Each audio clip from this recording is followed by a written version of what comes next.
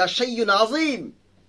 আল্লাহ কোরআনের মধ্যে বলেছেন ইন্না জালজালাতাস সাআতি লাশাইউন আযীম।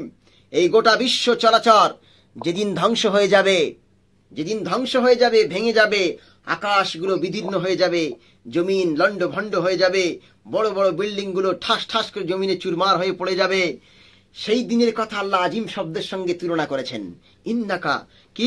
ইন্না জালজালাতাস সাআতি লাশাইউন আযীম।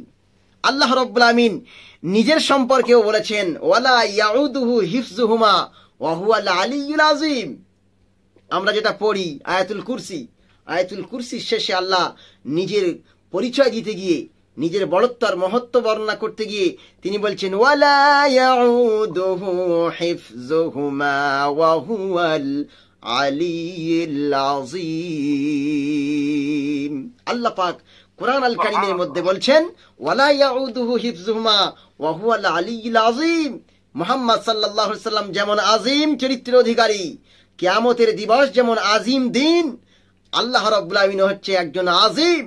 এছাড়া আল্লাহ রাব্বুল আমিন কুরআন আল কারীমের মধ্যে আরো একটি আয়াত বলছেন ওয়ালাকাদ আতাইনাকা সাবআম মিনাল মাসানি ওয়াল কুরআনাল আযীম।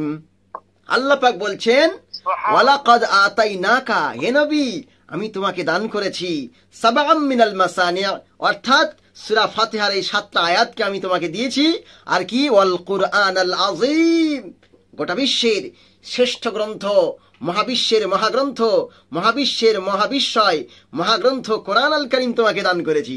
কোরআনকেও আল্লাহ আজিম বলেছেন, নিজেকেও আল্লাহ আজিম বলেছেন, মুহাম্মদ সাল্লাল্লাহু আলাইহি ওয়াসাল্লামের চরিত্রকে আজিম বলেছেন, কিয়ামত যেদিন হবে সেই দিনকেও আজিম বলেছেন।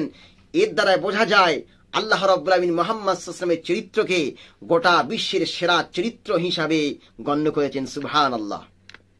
যাই হোক, অনেক হয়ে গেল, আজকে লাইভটা অনেক হয়ে গেল। এছাড়া আগামীতে ইনশাআল্লাহ আরো অত্যন্ত গুরুত্বপূর্ণ বিষয়ে আমরা আলোকপাত করব।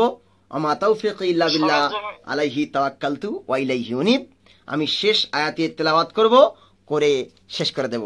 আল্লাহ রাব্বুল আমিন কোরআনের মধ্যে বলছেন লাকাদ কানা লাকুম ফি রাসূলিল্লাহি উসওয়াতুন হাসানা।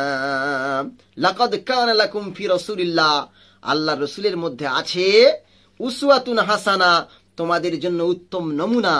কেউ যদি আল্লাহ রাব্বুল আমিনের প্রতি বিশ্বাস করে থাকেন, তার প্রতি ঈমান রেখে থাকেন, তার জিকির আজকার করে থাকেন, তাহলে অবশ্যই মুহাম্মদ সাল্লাল্লাহু আলাইহি ওয়াসাল্লামের আদর্শের ভিতরে, মুহাম্মদ সাল্লাল্লাহু আলাইহি ওয়াসাল্লামের চরিত্রের ভিতরে গোটা বিশ্বের সেরা মডেল লুকিয়ে আছে। সে যেন ওই মডেলকে অনুসরণ করে। ঠিক আছে? এছাড়া আল্লাহ রাব্বুল আমিন মুহাম্মদ সাল্লাল্লাহু আলাইহি ওয়াসাল্লামকে তো অনেক কারণেই পাঠিয়েছেন।